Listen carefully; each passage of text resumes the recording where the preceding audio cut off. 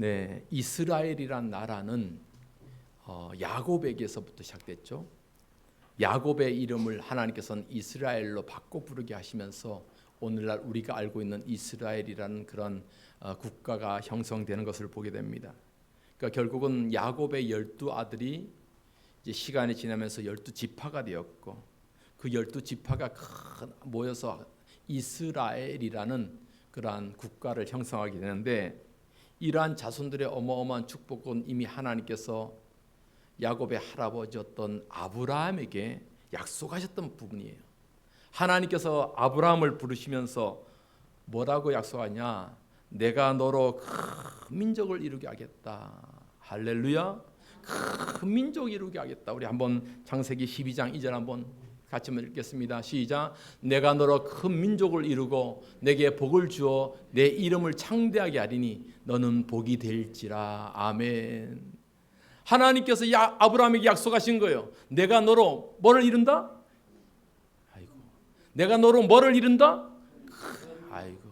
여러분, 그거는 큰 민족 아니고 작은 큰 민족 아니에요. 내가 너로 큰 민족 이루게 하겠다. 큰 민족 이루게 하겠다. 여러분, 우리가 자녀들을 축복할 때도 그렇게 기도할 수 있기를 바랍니다. 크게 큰 민족을 이루게 하겠다고 한 그 약속이 아브라함, 이삭, 그리고 야곱을 때에 야곱에게 하나님께서 많은 자손을 주신 거예요. 그래서 하나님은 야곱을 통해서 4명의 아내로부터 12명의 아들과 1명의 딸을 낳게 됩니다. 자, 얼마나 많이 낳았는지 한번 볼까요? 사진 한번 보세요. 이렇게 12명의 아들과 딸을 1명 낳게 되는데, 이 12아들이 이제 12지파가 되는 거죠. 이렇게 아들들이 많다 보니까 어릴 때 자기들끼리 좀 싸우겠어요? 안 싸우겠어요? 안 봐도 뻔해요. 안 봐도 뻔해. 막 형한테 대드는 놈도 있고, 형이라고 동생 맨날 쥐어 박는 놈도 있고, 그렇지 않겠습니까? 형제들이 많다 보면 자연히 뭐가 생기냐면 서열이 생기는 거예요. 그렇잖아요. 서열이 생겨요. 그러면 저 밑에 있는 동생이 막 까불면 형한테 까불어. 이게 뭐예요? 서열이 생긴단 말이에요. 서열이.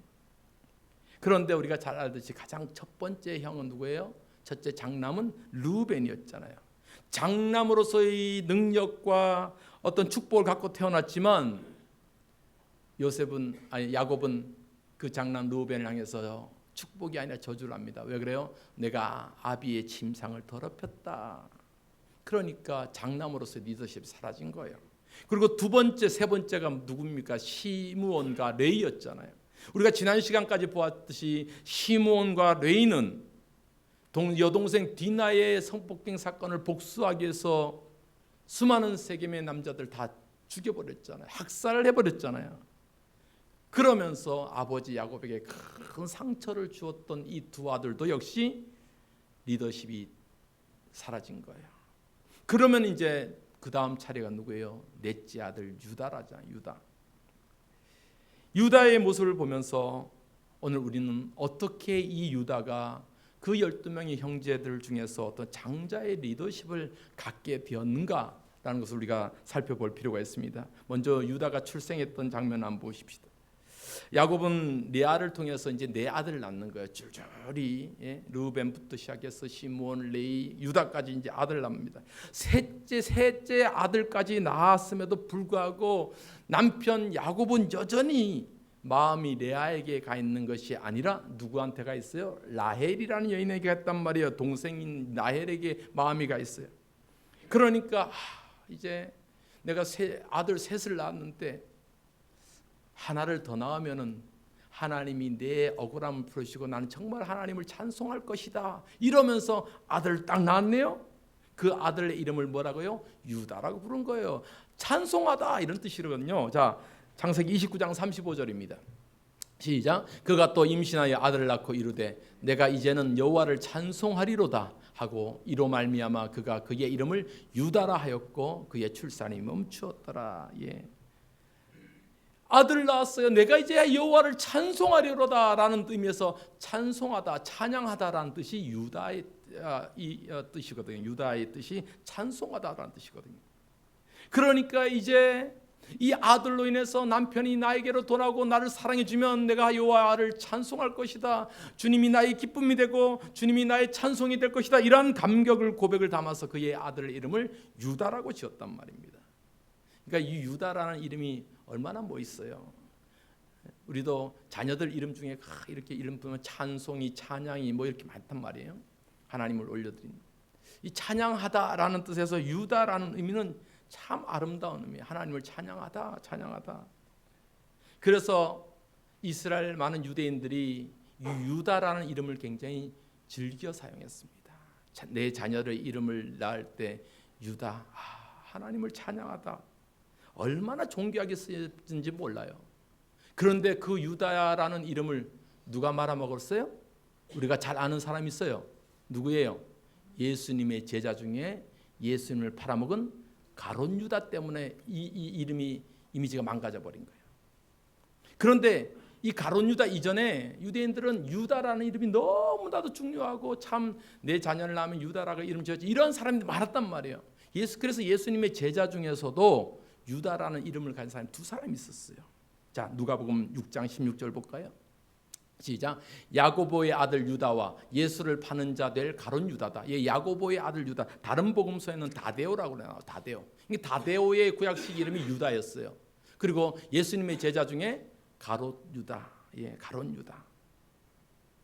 그러니까 우리가 신약 성경을 보면 유다가 몇 사람 나와요. 예수님의 제자도 유다라는 사람이 두 사람 있고, 또 우리가 잘 아는 신약 성경에 유다서가 있잖아요. 그래서 이 유다서의 유다는 누구냐? 예수님의 육신의 동생의 이름이 유다였단 말이에요. 그러니까 이것을 보면 당시 사람들은 유다라는 이름을 많이 사용했어요. 왜? 좋으니까. 그만큼 좋으니까. 그런데 이 아름다운 유다라는 이름이 누구 때문에 저주의 이름으로 바뀌었어요? 가룟 유다 때문에. 가룟 유다 때문에. 그러니까 가룟 유다 때문에 유다라는 이름은 저주의 이름이 돼버린 거예요. 예수님을 팔아먹은 사람 유다, 이렇게 돼버린 거예요. 그러니까 여러분, 우리가 자녀를 낳는데 이름을 좋은 이름 지으려고 하지, 뭐 히틀러, 김일성 이렇게 지으려고 안 하잖아요. 좋은 이름, 축복의 이름을 지으려고 하잖아요. 이것을 보면서 한 사람의 잘못된 삶이 얼마나 비극적으로 그 상황을 바꿔놓는지 모르는 거예요. 하나님을 찬양하라, 유다라는 이름이 너무나도 아름다운데 그 예수님을 팔아먹은 가룟 유다 그 한 사람 때문에 유다라는 이름이 저주의 이름이 돼버렸단 말이에요. 저주의 이름이. 이렇게 야곱의 넷째 아들로 태어난 유다를 향해서 아버지 야곱은 죽기 전에 이 유다를 축복하는 장면이 오늘 우리가 읽었던 창세기 49장의 말씀입니다. 아버지가 야곱의 그 유다를 향해서 어떻게 축복을 하며 예언하느냐? 자, 8절 말씀 보십시다. 49장 8절 시작. 유다야, 너는 내 형제의 찬송이 될지라. 내 손이 내 원수의 목을 잡을 것이요 내 아버지의 아들들이 내 앞에 절하리로다. 아멘. 유다야, 너는 내 형제의 찬송이 될지라. 유다야, 너만 하나님을 찬송하는 것이 아니고 내 모든 형제들이 너로 말미암아 하나님을 찬송하게 될 것이다. 아멘. 여러분, 얼마나 귀한 얘기. 나 한 사람 때문에 내 형제들이 하나님을 찬송한다. 나 한 사람 때문에 우리 가족들이 다 하나님을 알게 됐는다. 하나님을 믿게 된다. 여러분, 얼마나 축복의 통로가 되는 거예요. 축복. 이러한 표현이 비록 유다는 넷째 아들이지만 영적인 장자의 역할을 갖게 되는 것을 우리가 볼 수가 있습니다. 그러면서 유다를 계속해서 야곱은 뭐라고 비유하냐면 사자로 표현해요. 사자. 여러분, 사자는 동물의 왕이잖아요. 그러니까 왕 같은 리더십. 유다는 너는 앞으로 왕 같은 리더십을 갖게 될 것이다 라고 밝히는 겁니다. 유다, 너의 자손을 통해서 하나님은 왕권을 허락해 줄 것이다. 이 말씀을 하는 거예요. 자, 10절 말씀 또 볼까요? 10절 시작. 주가 유다를 떠나지 아니하며 통치자의 지팡이가 그 발 사이에서 떠나지 아니하기를 실로가 오시기까지 이르리니 그에게 모든 백성이 복종하리로다. 아멘. 규가 유다를 떠나지 않는다. 규라는 말은 왕권을 얘기합니다. 왕위, 왕의 보좌. 그러니까 유다의 후손을 통해서 통치자가 왕이 태어날 것이고 그 왕이 영원한 왕이 되어서 대대 이어질 것이다. 이 말씀을 하는 거예요. 그래서 이 말씀의 유언대로 유다의 지파 가운데 이스라엘 사람들이 가장 존경하는 왕 누가 태어나요? 다윗이 태어나고, 다윗의 후손 가운데 우리의 영원한 왕 대신 누가 태어나요? 예수 그리스도가 태어나는 거예요. 유다 지파의 이 축복이 이렇게 흘러내리는 거예요. 얼마나 아름다운 그 축복의 아들이 유다입니까? 그래서 오늘 우리가 이 유다를 보면서 그렇다면 유다에게 이 영적인 리더십, 이 왕권의 축복이 주어진 이유가 뭘까 도대체? 이 유다가 어떠한 역할을, 어떠한 삶을 살았기 때문에 그 위에 형들이 3명이나 있음에도 불구하고 장자가 가질 축복, 장자의 특권, 이런 것을 유다가 갖게 되었을까? 오늘 본문을 말씀을 통해서 우리가 한번 살펴볼 필요가 있습니다. 그가 이 장자로서의 축복, 장자의 어떤 특권을 누리기 위해서는 뭐가 필요했냐면 희생과 헌신이 필요한 거예요. 그래서 유다는 형제들 사이에 어떤 희생과 어떤 섬김이 있었기 때문에 하나님은 유다를 사용하셨는가? 오늘 우리가 그렇게 살펴볼 필요가 있습니다. 첫 번째, 우리가 창세기 스토리를 보면 유다가 등장한 대목을 잘 봐야 돼요. 야곱의 12아들 중에 야곱이 가장 사랑했던 라헬을 통해서 아들 둘이 나와요. 한 사람은 요셉이고 그리고 막내 베냐민이란 말이죠. 그러니까 야곱이 가장 사랑했던 아내 라헬을 통해서 아들을 낳았는데 그 아들이 요셉이에요. 요셉. 그러니까 우리가 10손가락 깨물어서 안 아픈 손가락 없어도 특별히 좀 내 마음에 드는 자식이 왜 없겠어요. 그 아버지 야곱은 그 요셉이 너무 귀한 거예요. 너무 귀한 거예요. 그러니까 괜히 요셉을 보면 뭐 하나라도 더 사주고 싶어. 다른 형제들에게는 그냥 옷 물려입게 하고, 이제 조금 있으면 단오 때가 다가오니까 단오 때 가서 막 이렇게 옷 난전이 있죠. 그 한 5,000원짜리 막 이런 거 사주고, 요셉에게는 참 메이커, 나이키 이런 데 데리고 가서 사준단 말이에요. 그러니까 형들이 뿔이 나요, 안 나요? 여러분들 다 마음이 좋아갖고 형들이 뿔 따고 난단 말이에요. 저 꼬맹이 저놈, 아버지의 사랑을 독차지하고, 그러니까 형들이 요셉을 시기하고 미워한단 말이에요.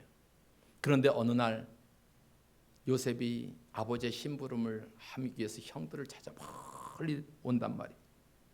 그때 형들이 저 멀리 오는 요셉을 봐요. 어떻게 알게 되냐? 요셉이 입은 옷이 채색 옷이었거든요. 그러니까 화려한 옷이란 말이에요. 비싼 옷이란 말이에요. 그러니까 멀리서도 눈에 띄어요. 형들이 봤을 때, 자, 요셉 저기 오는구나. 그러니까 자기들끼리 뭐라고 얘기하냐?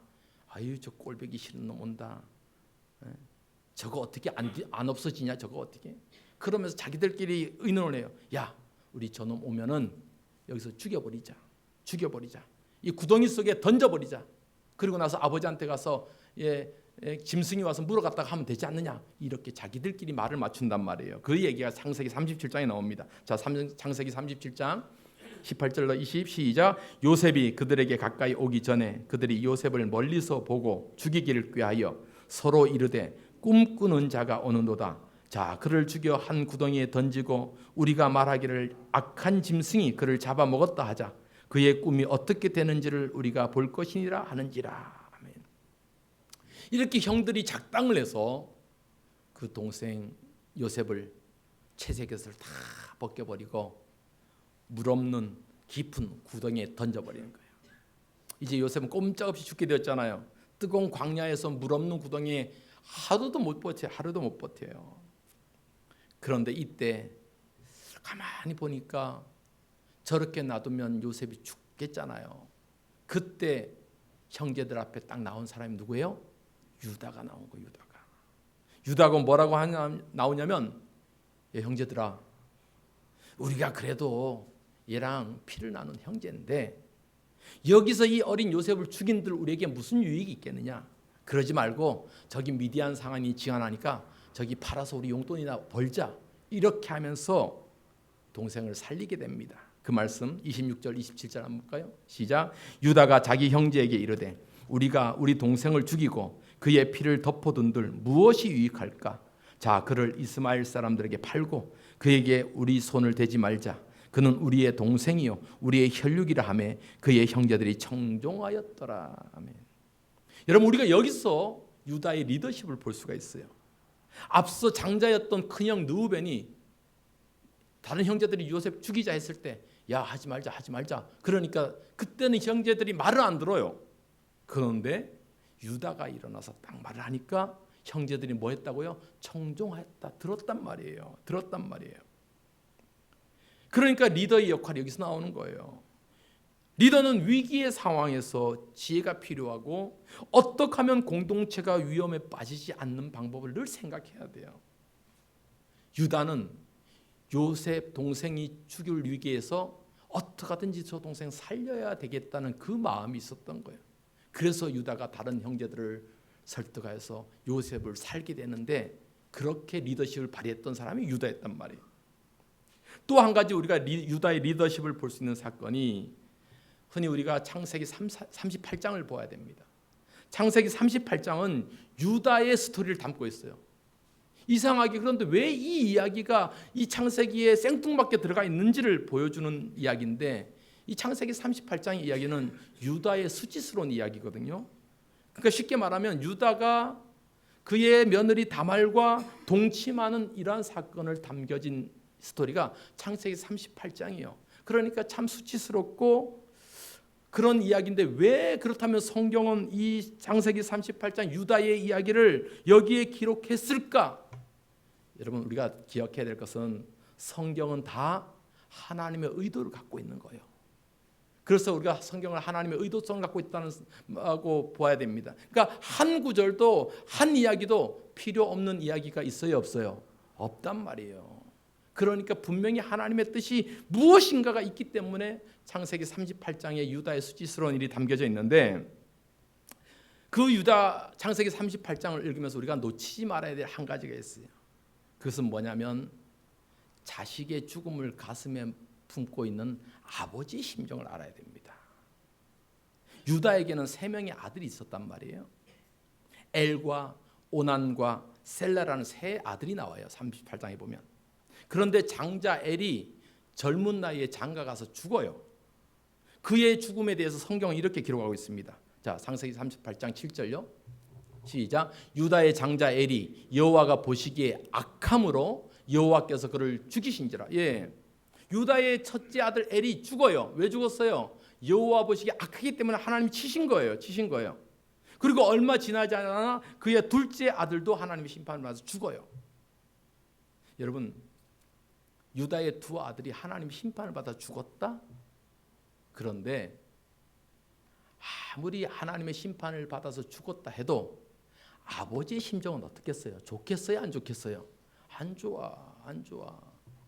내 자식이 뭐 범죄자가 되어서 사형이 취했다? 여러분, 그거 좋아할 부모가 어디 있겠어요? 창세기 38장에서는 2 아들을 먼저 죽인 아버지로서의 유다의 심정을 우리가 놓치지 말아야 됩니다. 유다는 2 아들을 먼저 보내고 그 상처와 아픔, 아들을 먼저 잃었던 그 아픔과 상처를 가슴에 담고 살아갔던 아버지의 이야기입니다. 평생의 아픔이겠죠. 평생의 아픔. 그런데 이 창세기 38장이 어디와 연결되냐면 창세기 43장과 연결되는 거예요. 43장과. 여러분, 건너뛰어서 창세기 43장에는 이제 형들이 요셉을 팔았잖아요. 애굽으로 팔았잖아요. 그래서 요셉이 애굽으로 가서 보리바데 집에 가서 고생하고 누명도 쓰고 그래서 마침내 뭐가 돼요? 애굽의 총리가 되잖아요. 애굽의 총리가 돼서 왕 다음에 권세를 가져갔고 모든 정치를 잘하는데 앞으로 7년 동안 풍년이 드는데 그 후에 7년 동안 흉년이 될 것을 대비해야 된다 그러면서 먼 전국에 곡식을 다 쌓아놓은, 그리고 나서 7년 흉년이 시작됐을 때 애굽뿐만 아니라 다 사방에서 곡식을 구하기 위해서 애굽으로 몰려드는 거예요. 이 이야기를 우리가 너무 잘 알잖아요. 이때 야곱의 아들들도 식량을 구하기 위해서 누구한테 와요? 애굽으로 오게 됩니다. 그 애굽으로 왔을 때 자신들은 전혀 짐작도 못했던 자신들이 팔아넘겼던 동생 요셉이 애굽의 총리가 돼 있잖아요. 근데 요셉은 그 사실을 처음에 숨기잖아요. 그러면서 어떻게 해요? 형들을 시험하잖아요. 그 시험하는 것 중에 하나가 뭐냐면 형제들이 다 왔어요. 두 번째로 올 때는 동생 베냐민까지 데리고 왔어요. 요셉이 총리로서 감히 형제들이 얼굴도 못 쳐다봐요. 그때 어떠한 시험을 하느냐? 야, 너희들은 이 땅에 정탐하러 온 정탐꾼인지 모르니까 이 중에 한 사람 여기 잡혀 있어야 돼. 볼모로 잡혀 있어야 돼. 그러면서 누구를 잡아놔요? 막내 동생 베냐민을 딱 잡아놓는 거예요. 그러니까 이 상황에서 형제들은 어떻게 해요? 큰일 났단 말이죠. 우리 아버지가 가장 사랑했던 아들 요셉은 죽었다고 생각하고 있으니까.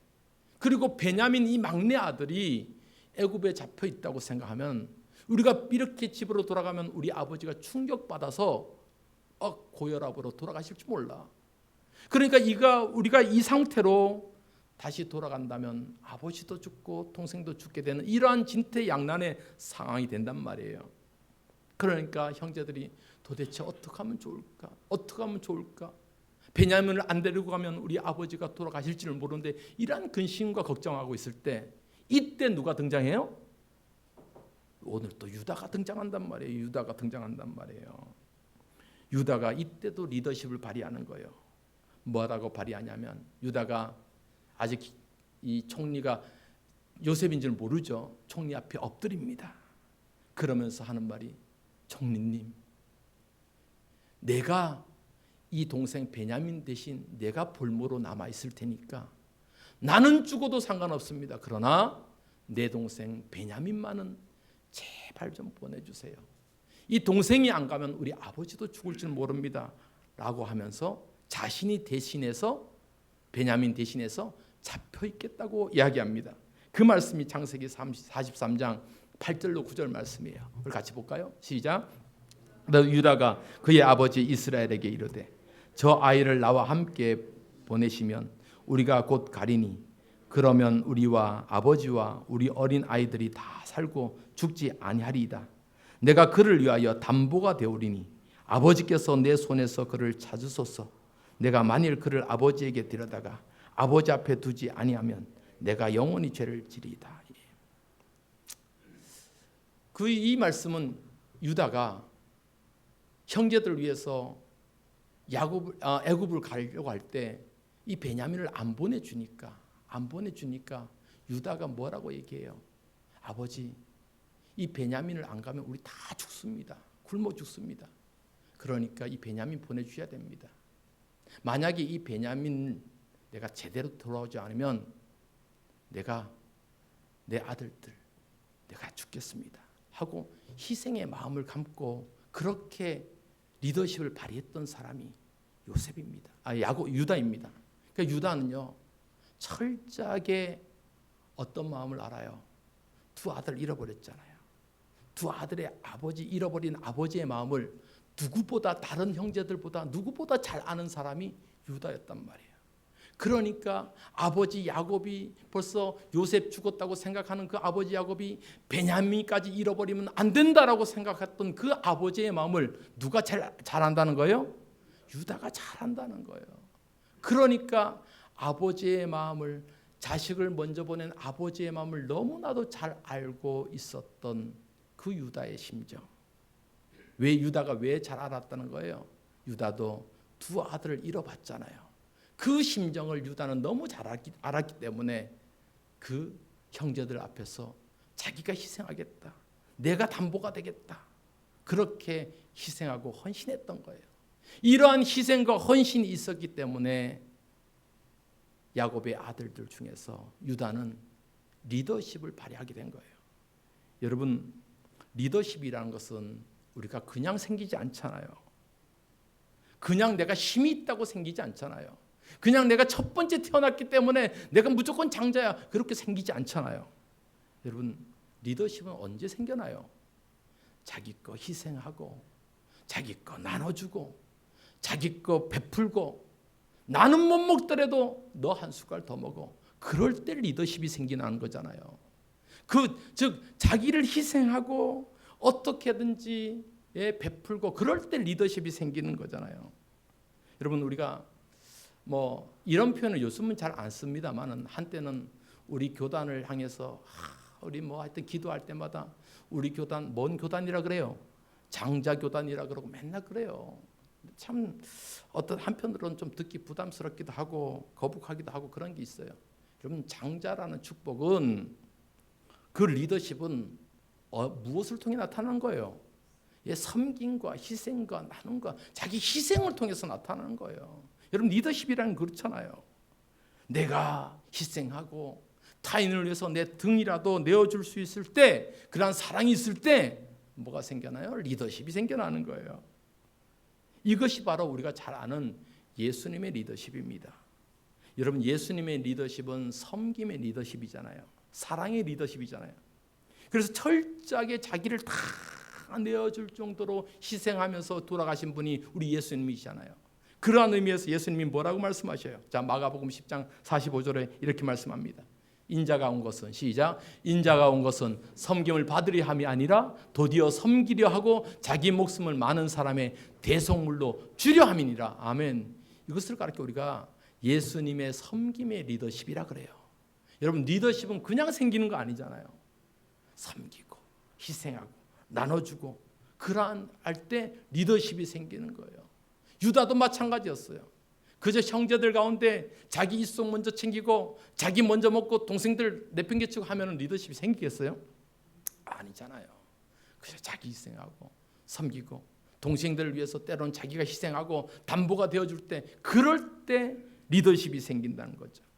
여러분 우리 한국교회가 이러한 리더십을 회복할 수 있기를 바랍니다. 섬기고 나누고 먼저 베풀고 품고 그렇게 갈 때 리더십이 생기는 거예요. 그렇다면 이러한 유다 지파를 향해서 아버지 야곱의 축복과 더불어서 이제 수십 년이 지났어요. 모세가 유다 지파를 향해서 오늘 신명기 37장에 했던 그 축복을 다시 한번 확인해 보십시다. 신명기 33장 7절 말씀. 시작. 유다에 대한 축복은 이러하니라. 일러스되 여호와여 유다의 음성을 들으시고 그의 백성에게로 인도하시오며 그의 손으로 자기를 위하여 싸우게 하시고 주께서 도우사 그가 그 대적을 치게 하시기를 원하나이다. 아멘. 모세는 유다 지파를 향해서 이렇게 축복합니다. 유다 지파, 너는 승리의 지파가 될 거야. 승리의 지파가 될 거야. 첫째는 하나님께서 유다 지파의 음성을 들으신다. 음성을 들으신다. 여러분 음성을 듣는다는 말이 무슨 말이에요? 우리의 기도를 들으신다는 거예요. 우리의 기도를 들으신다는 거예요. 여러분 우리의 기도를 하나님이 들으심을 믿습니다. 그 기도를 응답하신단 말이에요. 그러니까 우리 사명교도 이러한 축복이 있기를 소망합니다.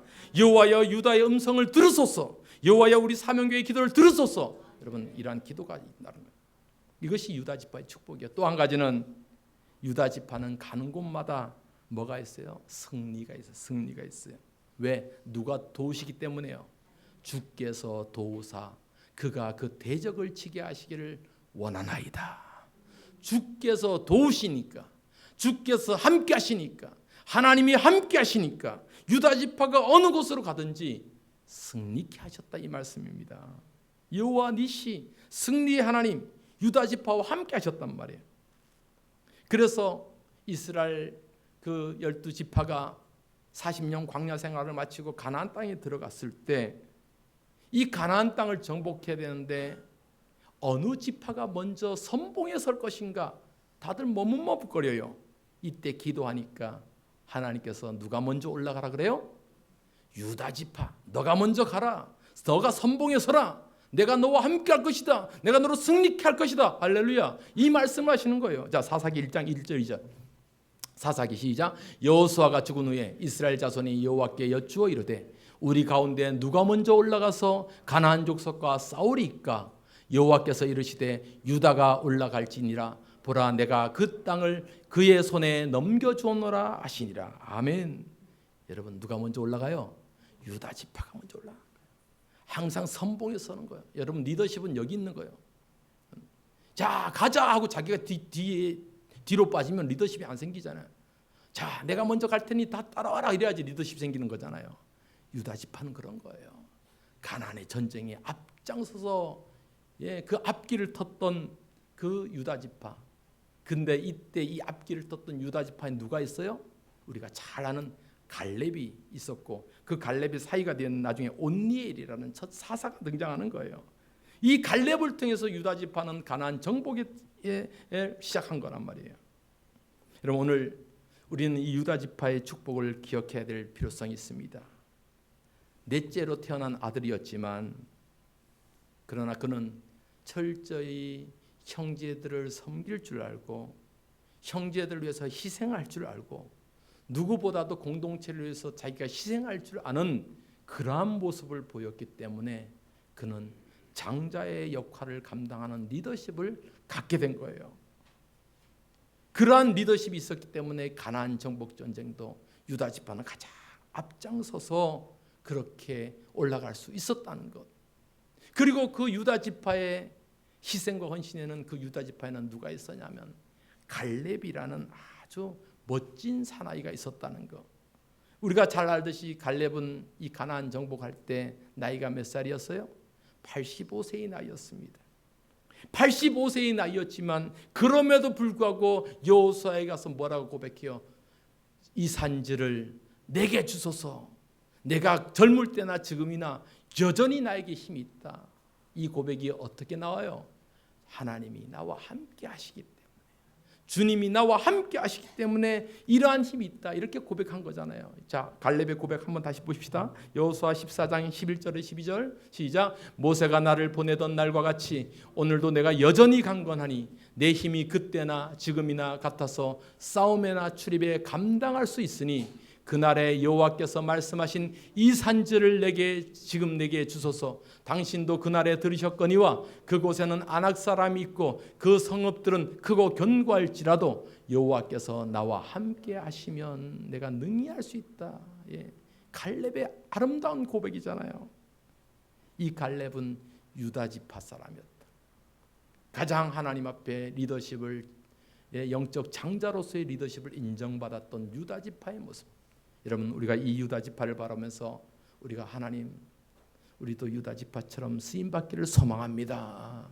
하나님 앞에 정말 쓰임 받을 때 그 리더십은 그냥 생기는 것이 아니요, 희생과 섬김과 헌신을 통해서 그 리더십이 생기는 거예요. 하나님, 이 유다 지파의 갈렙처럼 우리도 하나님 앞에 그러한 모습으로 쓰임 받기를 소망하면서 이 갈렙의 고백을 담은 찬송, 이 산지를 내게 주소서, 함께 한번 불러보십시다.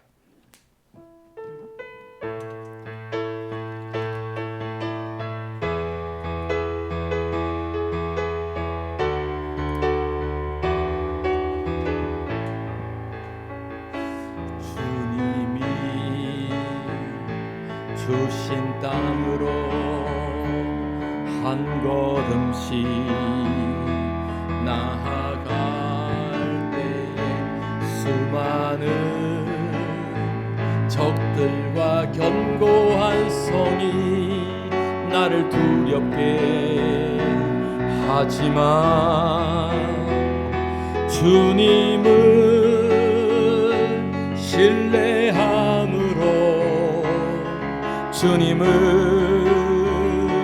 의지함으로, 주님이 주시는 담대함으로 큰 소리 외치며 나아가네. 이 산지를 내게 주소서.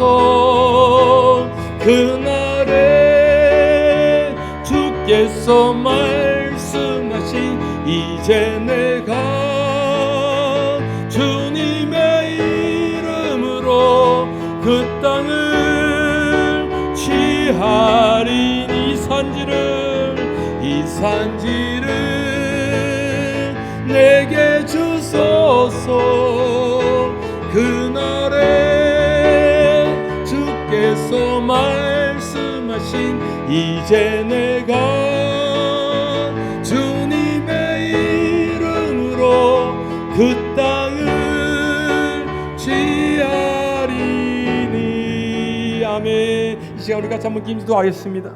하나님, 오늘도 유다 지파를 보면서 유다는 철저하게 형제를 생각할 줄 알고 아버지의 마음을 알았기 때문에 그 형제들 가운데 장자의 리더십을 발휘할 수 있었습니다.